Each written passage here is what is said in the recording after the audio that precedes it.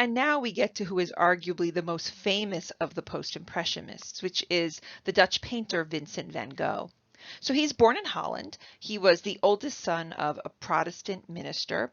And Van Gogh goes through several different careers on his way to becoming an artist. He worked as an art dealer, he worked as a teacher, he even attempts some theological studies, and finally he works for a while as a lay preacher in a Belgian coal mining area. Ultimately, he moves to Paris in 1886 and he comes under the spell of the Impressionists and the Post-Impressionists. He actually wrote in a letter to his brother Theo about the sort of dual affiliations he felt towards both religion and art. And at one point he says, "In both my life and in my paintings, I can very well do without God, but cannot, ill as I am, do without something which is greater than I, which is my life, the power to create." He spends only about 10 years as a painter, but they are very, very productive. So during the course of his career, he makes about 800 paintings and a similar number of drawings. Yet Van Gogh did not have a terribly successful career. In a lot of cases, it was because he didn't feel even comfortable enough to show his work publicly. He only sells 2 paintings over the course of his career, and he survives often on borrowing money from his younger brother Theo. And this is quite amazing to think about now, because his famous portrait of Dr. Gachet sold for over $82 million in recent history. Our understanding of Van Gogh, to some extent, is that his personality almost overshadows his art, and his art is really amazing, but his reputation was very powerful. He comes to typify the kind of, romantic idea of the lone artist genius, the troubled creator. The truth of it is that we don't even know what Van Gogh was suffering from, but it appears as if he had had some sort of neurological disorder. People suspect he had epilepsy and suffered from that, and that some of this was also exacerbated by other physical ailments and the fact that he drank quite heavily. So we're going to look at a number of different works by him. I'm just starting by showing you one of his many self-portraits, just to make the point that in the sort of great Dutch tradition going back to Rembrandt, Van Gogh painted himself over and over again over the course of his career, even though the pictures were often no more than gifts for his fellow painters. Now I wanted to begin with this picture, the sower at sunset, because I thought it was an interesting way to link Vincent van Gogh to the past and also to establish his relationship with the other post-impressionists. By the way, we know more about this picture in terms of its development than maybe any other painting by Van Gogh, because he was sort of obsessed with this picture. At one idea, he says, "The idea of the sower continues to haunt me all the time." And he actually wrote more about this picture in his letters. So we have at least 4 different descriptions of the picture in which Van Gogh is struggling with really one of the chief components of this picture, which of course is the color. Now, it's interesting to relate this back to history, because we can see the way that Van Gogh is thinking back on the very famous painting of the Sower by Millet. And Van Gogh's sower stands in the very same pose, holding the seed bag with his left hand while he scatters seed with the right. Far less monumental and vigorous than Millet's version. But again, wonderful because we can see the shift in the interest. Now, in Van Gogh's letter, he talks about some of the challenges that he faced, that he was struggling because he was creating this incredibly yellow sun and these violet shadows on the field of wheat, which Van Gogh kept saying would irritate the beholder's eyes, that there was such an excessive contrast between the 2 colors. And he experimented with various iterations. For example, at one point, making the pants of the sower white, trying to sort of eliminate some of the contrast, but ultimately coming up with this solution. And it is sort of wonderful. Now you can see his relationship not only to the past, but as I said, to the other post-impressionists, particularly to artists like Seurat, who were thinking about complementary colors and looking at color theory. You can see that Van Gogh experiments in a sense with this idea of divisionism, or what we called pointillism or neo-impressionism in Seurat, not with the actual individual points, but with the idea of putting complementary colors butted up against next to each other. And so here you can see the dominant colors of yellow and violet, which are complements, and then the highlights of orange and blue in some of the deeper shadows. But then you can see how it shifts. Instead of the dots, you could see that he creates his own very personalized style with the brushwork, where he's working in these very, very thickly painted impasto dashes of colors. Some people have compared Van Gogh's painting to sort of handcrafted objects, like, that he admired the stitching in old shoes, or like thickly coiled clay. There's almost like this very craft-like quality to the way he creates these thick impastoed brushstrokes layered on top of each other and moving in various directions. And the result of this is a very sort of physical, energetic, textured surface. So while the figure, perhaps of the sewer, is less dynamic, the paint surface is far more. Now I'm showing you one of Van Gogh's most famous pictures, and it's one of 3 dozen pictures, I think, he paints during the late summer and fall of 1888, which was a very sort of productive period for him. And here we can see him not just using color for visual effects, the way that we saw in the sewer, but we see him using it for expressive, emotional purpose. Now, it was said that originally Van Gogh wanted to paint a brothel scene when he set about to do this picture, but he didn't have any money to hire a model.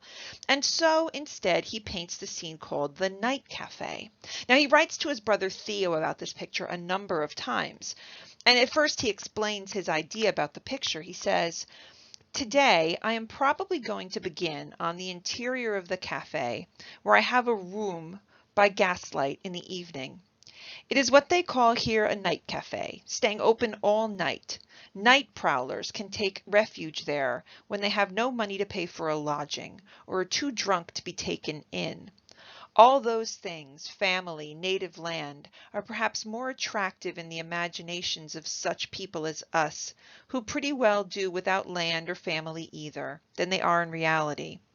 I always feel I am a traveler, going somewhere and to some destination. If I tell myself that the somewhere and the destination do not exist, that seems to me very reasonable and likely enough. The brothel keeper, when he kicks anyone out, has a similar logic, argues as well, and is always right, I know. So at the end of my career I shall find my mistake. So be it. I shall find then that not only the arts, but everything else as well, were only dreams, that one's self was nothing at all." So you can see that he's thinking about bigger issues here than simply this scene. But the idea was that this was a cafe that stayed open all night. It was a place where Van Gogh said a person can ruin oneself, go mad, or commit a crime. So we see here the proprietor of the establishment, this man in a white suit who sort of rises legless like a specter from behind a pool table. And there's all sorts of allusion to other people whose lives are destroyed by drink. And we see people sleeping on tables, maybe a prostitute in the back corner with a man. So the subject itself fits the sort of post-impressionist and impressionist idea of everyday life. As a subject for picture. And yet the picture is very different than what we've seen before because of the way Van Gogh makes the scene so unsettling. Now, the quality of the paint is that it is laid on super thick and impastoed like we saw, this almost violent treatment of the surface. And the colors are very strong, squeezed right from the tube without any blending. But we're unsettled by other things. There's this sense of visual tension and imbalance. The perspective of the scene, where you see the diagonals of the room move towards the back wall, are oddly tilted up so it appears as if the furniture is about to slide off the floor and into our space. And it gives us this sort of claustrophobic feeling when we look at the scene. We can look, for example, also at what Van Gogh wrote about the color. And Van Gogh said this: "I have tried to express the terrible passions of humanity by means of red and green. The room is blood red and dark yellow, with a green billiard table in the middle. There are 4 citron yellow lamps with a glow of orange and green. Everywhere there is a clash and contrast of the most disparate reds and greens in the figures of little sleeping hooligans, in the empty dreary room, in violet and blue. The blood red and the yellow green of the billiard table, for instance, contrast with the soft tender Louis XV green of the counter, on which there is a pink nosegay. The white coat of the landlord, awake in a corner of that furnace, turns citron yellow or pale luminous green." So he's playing with the same idea of complementary colors we already saw him address with the sewer, here juxtaposing the red and green of the ceiling and walls, or the blue of the figures in the room against the orange of the wood paneling on the walls and the floor. But he's doing it here not just to create this sort of vibration, and you could see the halo of the lights around the globe sort of vibrating out, but also to give us this sort of emotional reaction. And so that becomes what's most important for Van Gogh, that he can take what Seurat saw as being very sort of physiognomic, thinking about how colors react on the eye, and give it this greater emotional purpose and meaning. Now, I wanted to just show you this portrait while I had the opportunity to talk about 2 separate things here. The first of them is to obviously mention the sort of elephant in the room, which is Van Gogh's ear. So let me tell you a story. Van Gogh, at one point, maybe sort of stressed out by modern life or the sort of emotional challenges of modern life, decides that he wants to move south of Paris to Arles, where it was comparatively peaceful. And at one point he goes to Arles and he is incredibly productive. He paints, over the course of 444 days, 200 pictures. So these are like the most productive times of Van Gogh's life in 1888. But he decided that it was such a great thing. He wanted to start an artists' commune there. He had this idea, I think they could financially as well as maybe emotionally support each other. And the one artist he could get to be interested, who we hoped would be a co-founder of this commune with him, was the artist Paul Gauguin, who we're going to talk about yet. And Paul Gauguin and Vincent van Gogh spent 9 weeks together living with each other and working side by side in Arles. And you can see just some of the sort of product of that. I just wanted to show you this very quickly, the idea that literally Van Gogh and Gauguin were painting the same sort of subjects side by side and working together. Though stylistically it appears as if they grew apart and Gauguin was no longer interested, or maybe he was just challenged by the sort of difficult temperament that Van Gogh was. And ultimately Gauguin decides to leave. Frustrated by this, Van Gogh ends up, maybe it's said that he approached Gauguin with a knife, but ultimately he ends up cutting off a piece of his own ear, which he then gifted to a prostitute in a brothel. So this is a Vincent van Gogh's self-portrait with bandaged ear. So when we see Van Gogh with his damaged ear, it was this very sort of challenging emotional time that led to that. But actually I wanted to show you this portrait very quickly for another reason, which is again to talk about this idea of Japonisme. which we've already mentioned once before when we were talking about Impressionism. And I wanted you to know that Japanese art continues to have a very potent impact on the post-Impressionists as well, certainly both Van Gogh and Gauguin. Van Gogh collected Japanese prints. He owned hundreds of them, and he actually even painted 3 of them. So I'm showing you here on the left this painted portrait of Van Gogh. And of course, we could talk about this in terms of Van Gogh's style. You see that now familiar stitch-like, inch-long, thick impastoed brushstrokes. But you can also see that behind him on the wall, there is a Japanese wall hanging. So this again was something very interesting to him. And I just wanted to show you then this picture on the right, which is his Japanesery flowering plum tree. This is one of the examples of Van Gogh actually painting from a Japanese print. The original print looks like this, which is Hiroshiga's Plum Orchard from 1857. So this was only 30 years before. This is roughly contemporary. It's one of the prints that Van Gogh owned, and you could see how he reimagines it. Now this is one of these ukiyo-e kind of colored, multicolored woodblock prints, but of these sort of popular subjects. In this case, it was from Hiroshiga's famous set of 100 famous views of Edo or Tokyo. So these are almost like popular travel prints with different sites. And you could see again why the modern artists were very taken with Japanese art because of the flattening of the surface. And here we could see this asymmetrical plum tree sort of blocking out the front of the view, but there's no context of where we are in space. You could see like a shutter crossing into our view in the top corner, and the tree juts in, but there's no connection between those elements and the elements in the background. So there's this wonderful spatial disconnect that flattens the picture. There's also the use of text in these sort of columns that are on top, say in quotes, on top of the picture plane, which again call attention to the flattening of the surface because text is two-dimensional. So when you have text crossing over an image, it calls attention to its flatness. So Hiroshiga's picture would have been a great inspiration, and here you can see Van Gogh's painted version of it. Now the thing is, Van Gogh didn't have any real knowledge about Japanese culture.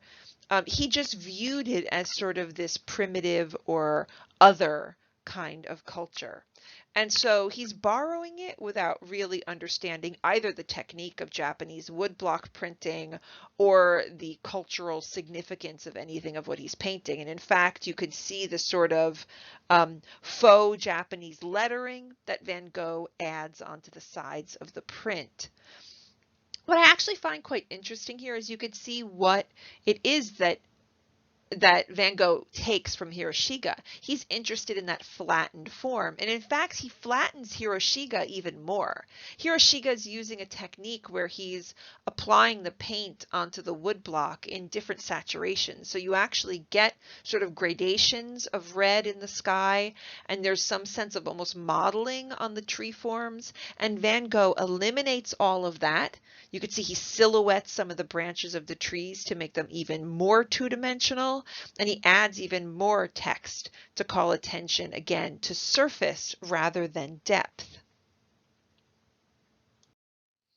And of course, we cannot leave Van Gogh without talking about The Starry Night, one of those pictures that will surprise you when you see it in person because it is not as big as you thought it would be. It actually comes from a very sort of interesting and troubled time in Van Gogh's life. During the last year and a half of his life, he kept having these sort of psychological, physical, emotional crises. He would hear loud noises in his head. He wouldn't be able to paint. And then he was very stressed out from all of this. And he ended up in a sanatorium, in an asylum in southern France, in Saint-Rémy. So after he had had 2 breakdowns, he found himself here. And so in a sense, we get this idea that this is the view painted out of the window of Saint-Rémy. Although the village that we see nestled in the hills with the big prominent spire looks more like a Dutch town than a French town. And so it might be that this picture isn't really about what he sees, but it is in a sense sort of autobiographical, and he's painting from memory. Now, the picture is not painted, obviously, in a realistic way. It is a landscape and a nocturnal landscape. So he's dropped the horizon line very low, and we're looking down on the village, where in the center we see really only two things that cross from the ground towards the sky. One of them is a church steeple, right towards the middle of the picture, and the other is this enormous flame-like object on the left-hand side, which is likely identifiable as a cypress tree, though I've heard other botanical explanations as well. And then up above, we see that Van Gogh whirling sort of chain stitch brushstroke, paint straight from the tubes, showing the movement of the land, of the atmosphere. The brightest star in the sky, that white ball at the top of sort of towards the bottom of the cypress tree, is actually Venus. And so some people have questioned what the meaning is here. So, okay, obviously this is full of Van Gogh's hallmarks of the impastoed brushstrokes, the sort of divisionist technique, and he is thinking about complementary colors here. And so we can see the juxtaposition in the sky of the violet and the yellow. And on that cypress tree, we can see that the green of the tree is infused with this red, which is what gives it that fiery appearance. But Van Gogh was also writing quite a bit at the time that he painted this. And he wrote in a letter, "Perhaps death is not the hardest thing in a painter's life. Looking at the stars always makes me dream, as simply as I dream over the black dots representing towns and villages on a map.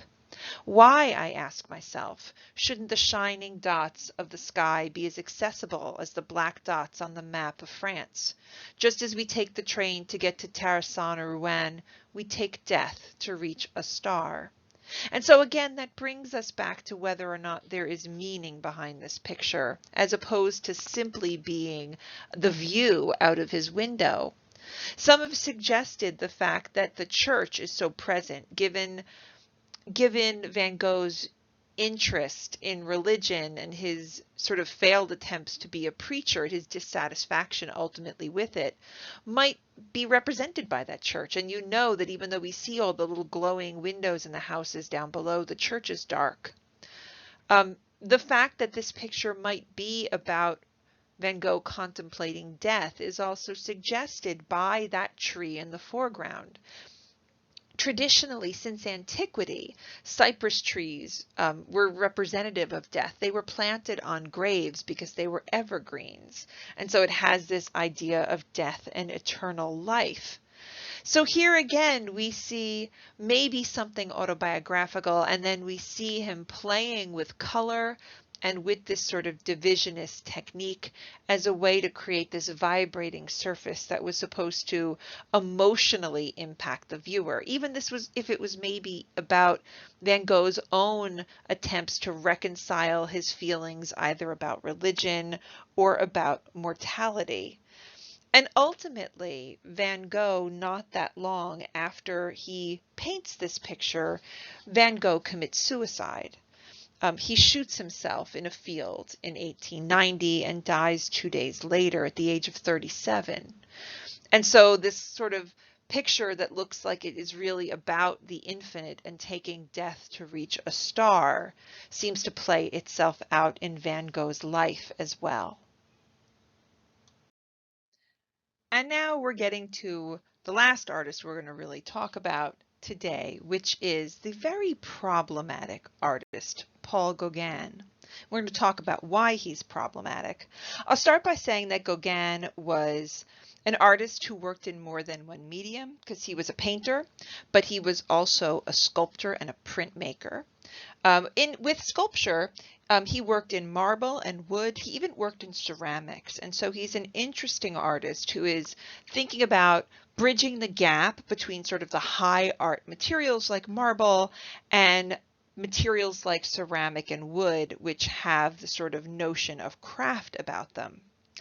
So in terms of his background, he is born in Paris. His mother was Peruvian. His father was a radical French journalist. And in fact, Paul Gauguin spends a number of years as a young boy before the age of 7 living in Peru.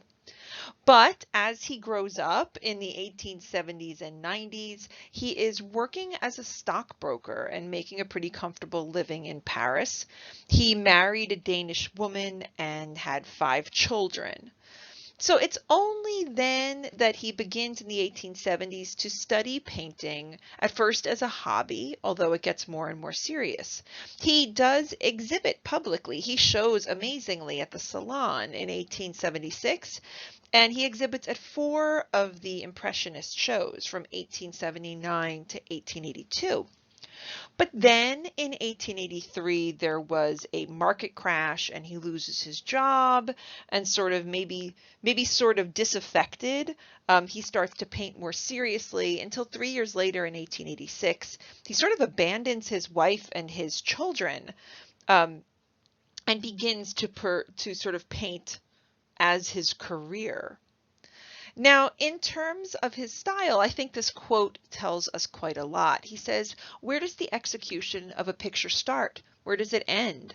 At the moment when intense feelings are fused in the depths of one being, when they erupt and the whole thought flows forth like lava from a volcano. Is not that the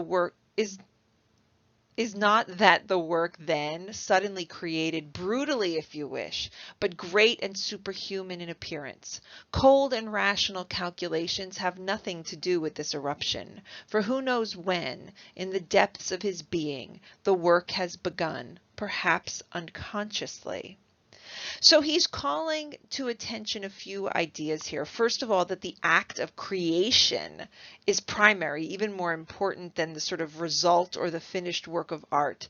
He's going to be obviously interested in the expressive use of color, so much so that he explains that art is actually an abstraction. So we're going to see in Gauguin even more arbitrary use of color than we saw in an artist like Van Gogh. Now, this is one of the earliest works where we can really see Gauguin's sort of shocking, startling style being revealed, which is a work called The Vision After the Sermon, Jacob Wrestling with the Angel.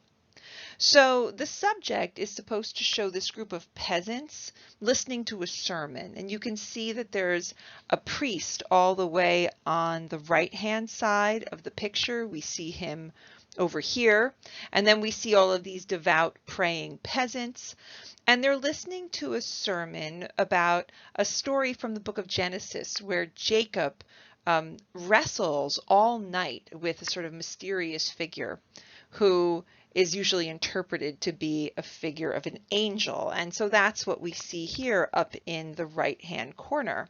So we see the picture sort of very interestingly split on this diagonal. On the lower left-hand side, we see these figures who are very devout, these figures with their bowed heads and their clasped hands and these prayerful hands, and these are the figures sort of the real tangible world. And in the background, we have the world of them conjuring up this vision. But yet, the two different sides, the sort of outward events and the inward events, are sort of connected together by the color, even though they're divided by sort of that weird placement of the tree and by discrepancies in scale. You could see his style here. It is even more shocking in the use of color, and you could see why we use the terms arbitrary and abstract to talk about his use of color. You know, that there's no reason to paint that giant field, this matte, flat patch of red. It's been suggested maybe it's supposed to conjure up visions of Gauguin watching religious celebrations that included things like bonfires or fireworks. But here you can see that, like Van Gogh, he's using color simply for this expressive end. Now, in terms of understanding where Gauguin is pulling his references from, very much can be made by looking at sort of craft-like objects. Gauguin was interested in things like medieval stained glass with its very pure areas of color sort of flatly applied with a very strong black outline created by the leading of a stained glass window, which he recreates in his work. So it's flattened and it's also bright with this very sort of simplified kind of drawing and unnatural color. He's also looking at other things, including, of course, Japanese prints. And in fact, you'll not only notice that that diagonally placed tree with no sort of relationship to the ground that we see in Gauguin's painting is very much like the tree we see in Hiroshige's print that we just looked at. But you can also see that the figures of the wrestling Jacob and the angel that we see oddly placed into the distance, looking as much up as back and very two-dimensional, are based from a page of Japanese wrestlers that we could see by Hokusai. And so you can compare this group here to the group that we see in Gauguin. So this is where Gauguin starts off very early, but things begin to change as Gauguin makes a major shift in his life. And here's where Gauguin gets legitimately problematic. Gauguin had traveled when he served in the merchant marines as a young man. And then in 1891, he raises a bunch of funds by auctioning off his own work. Degas even bought a painting. And he raises this money and he ends up moving to Tahiti. First in 1891, he will return to France here and there, but he'll spend mostly the last 12 years of his life in Tahiti and in French Polynesia. And here he paints the works that he's most famous for. So now this is where Gauguin is problematic. We sometimes refer to this kind of work as primitivist. Gauguin related himself to this tradition because he talked about his mother's Peruvian blood and said that, he had this savage blood in him. But the truth of it is that in Gauguin, we see this idea of primitivism, where Western artists are looking on non-Western cultures as in this sort of idealized light, because they think of these cultures as more pure or more authentic. But the truth of it is, it's not necessarily to elevate those cultures. It actually denigrates them, because the idea is that these people are simple and naive. And the truth of the matter, in this age of colonialism, these people were the subject of economic exploitation. So he takes up the subject of Tahitian women in particular as his primary subject for the rest of his career. And so here's where it gets even more problematic.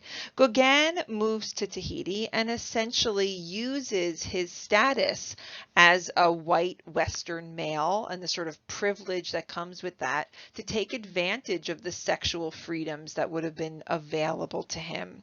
He has at least 2 Tahitian wives, in quotes, despite the fact that Gauguin had degenerative syphilis.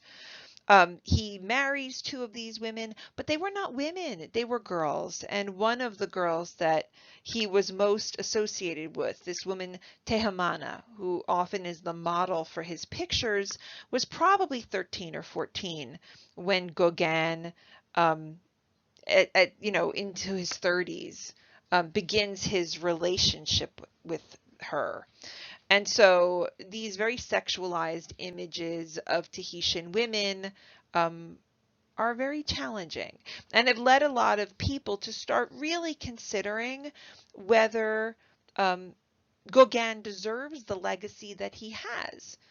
Considering the way that we hope our attitudes about things like gender and race and colonialism have changed over the course of the last century or more, does he still deserve the status that Gauguin gets, or can we separate his work and his innovations from his biography? So I'm laying that all out there. The recent trend is that when you exhibit Gauguin, you lay it all bare and you talk about the fact that he was essentially a pedophile. taking advantage of his Western privilege with the young girls in Tahiti. All of that said, we'll look at two of his Tahitian works, and this is the picture we know as the Day of the God. And this shows you where Gauguin's style evolves to. It's actually, by the way, very interesting because when Gauguin traveled, he didn't have a lot of money, and he couldn't even secure canvas the way he had been able to, like painter's canvas. And so a lot of these pictures that he paints while he's in Tahiti are on this roughly woven like burlap kind of material because it's the material that he could get to. Not this one though. This one actually is a Tahitian subject, but he paints it back in France when he was on a sort of brief return trip. And here you can see the way we have fully developed this sense of arbitrary color and flattened form as a way of self-expression. So he divides the picture into zones, you can see. There's sort of the upper zone is a little bit more realistic, which is what we see up here. And you can see that the figures are centered around this idol, the statue of a god set into the landscape, hence the name of the work. So the upper zone in terms of its color is of the water and of the mountains and the sky is more realistic. Then we have the central zone where we see this primary figure who is this eroticized nude, maybe Tehemana, who's looking out at us and dipping her feet into the water, where we see then these two figures in sort of fetal positions curled up beside her. And then we have the zone in the bottom, which is purely abstract with arbitrary color. The surface of the water doesn't reflect the sky, and instead we just see these curvilinear shapes of outrageous clashing color, sort of very unexpected and not at all reflective of reality. So again, we see the fact that Gauguin talks about painting as abstraction, and the chief goal is sort of for self-expression. The forms themselves are flat and unmodulated, so no light and shade, and they're very firmly outlined, which again brings us back to that idea of things like stained glass or Japanese prints. The meaning of the work, really, he paints these works and it's very hard to discern any meaning. We see that, again, sort of primitiveness that he associates with Tahiti, which is actually kind of interesting because when Gauguin arrives in Tahiti, he had this very romantic notion that he was going to escape sort of the challenges of Western life and have this simple life with these naive people. And unfortunately, he arrived and was disappointed to find that like Tahiti had already been extensively colonized and westernized by French missionaries. It was under sort of French rule. So he didn't really get this idea of this untamed paradise he was imagining. But you could see him again pulling, I guess that's such a good thing, pulling from imagination for this work.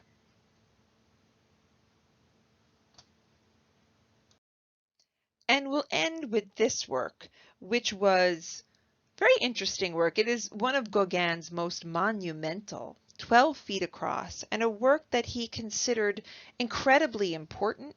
He wrote a lot about his ideas for this work, and around the time he paints it, he attempts to commit suicide. And I mean, we can think maybe this is also, he saw suicide as sort of like an expression of his artistic conviction. At one point he writes from Tahiti, he says, "I am a great artist and I know it. It is because I am that I have endured such suffering." Now, as I said, he talks quite a bit about this work. He describes it in a letter. He says, "I have finished a philosophical work on this theme, comparable to the Gospels."